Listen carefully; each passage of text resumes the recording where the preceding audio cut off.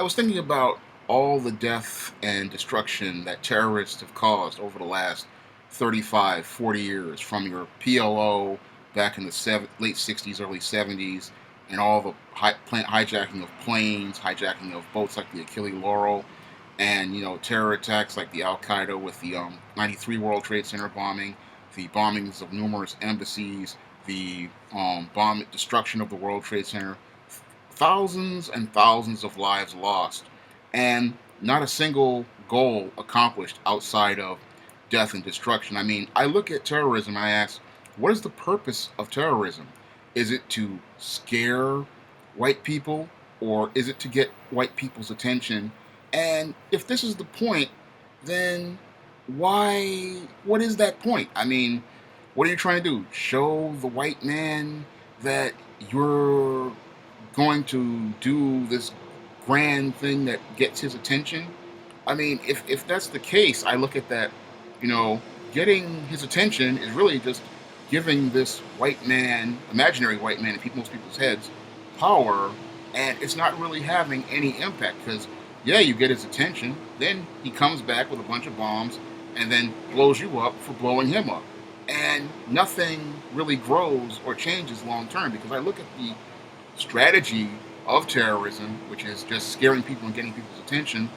And what are you trying to get their attention for? I mean, in the civil rights movement, people were trying to get the attention of the world to show that blacks were being treated as second class citizens and that black people, had rights as human beings. But when I look at the terrorist whole agenda, it really does not really seem to have any focus or any direction outside of killing people, blowing people up, and making some statement to white people. Because most of these terrorist acts usually are directed at people based on mostly white people and based mostly on some sort of religious context. But when you look at the world and how the world works, the world doesn't run on religion; it runs on economics.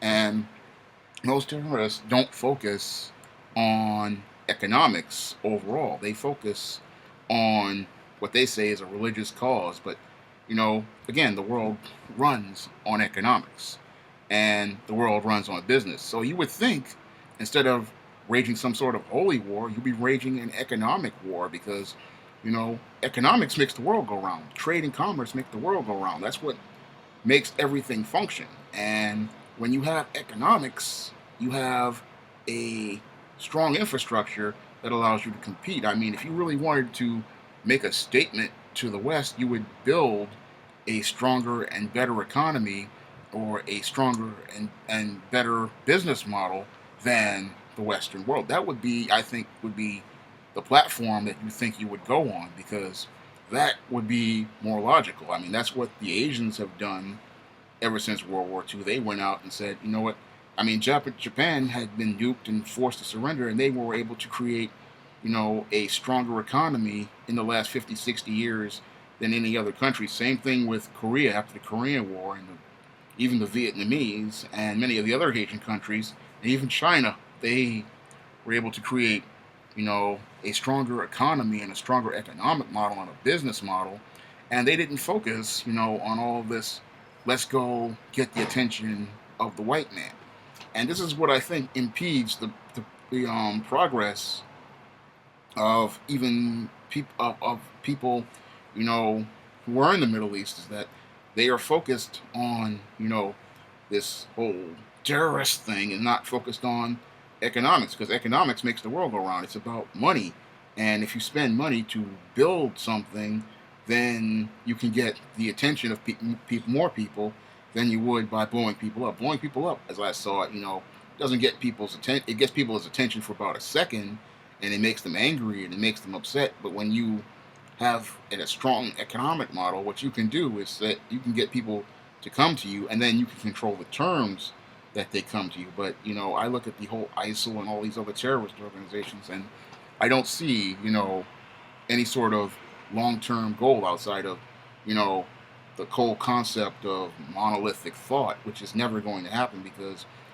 you can put the word religious book like the Bible in front of a bunch of people, and two people will read the exact same text, and they're not going to agree on it. So you're never going to have everybody agreeing, to the same thing. Even in the Bible, you know, the four Gospels, Matthew, Mark, Luke, and John, yes, they talk about Jesus and the works that he did on the earth, but they all come from four different perspectives. So, yes, they agree on certain, you know, events happening, but they all follow different narratives. I mean, even John completely talks about the disciple whom Jesus loved, which is not even mentioned in the other three books of the Gospels. So there is no agreement there, and the whole thing with the whole concept of a Islamic state based on religion, it would probably never work again because God never wired human beings, to all think the same and agree to the same things and be the same. The whole monolithic thought model, is fundamental. It's a fundamental flaw in the whole concept. And I look at the whole terrorist model, which is scaring people and getting people's attention, you know, and trying to create, religious states. It's a whole fundamentally flawed model, and it's just destined long term to fail as I look at it. And you know, based on you know critical thinking, that's just the way I look at it. And I wonder what is the purpose of terrorism long term outside of killing people and getting people's attention with random acts. It reminds me a lot of what happened with the gangs here in the United States. With the gangs, what they would do, your Crips and your Bloods, yeah, they terrorize neighborhoods, but those neighborhoods deteriorated, and their quality of life has gone down to the point where other interlopers wound up coming in. I mean, I look at the Afro American community that they say on the West Coast. You had a black parts of town like your Comptons and all that stuff. And thanks to these Crips and Bloods, what happened was your African American community wound up losing its economic base, and the Hispanics came in and took it over. Same thing happened here in the South Bronx in the 1970s and the 1980s. What happened was had a strong economic base with the African American community.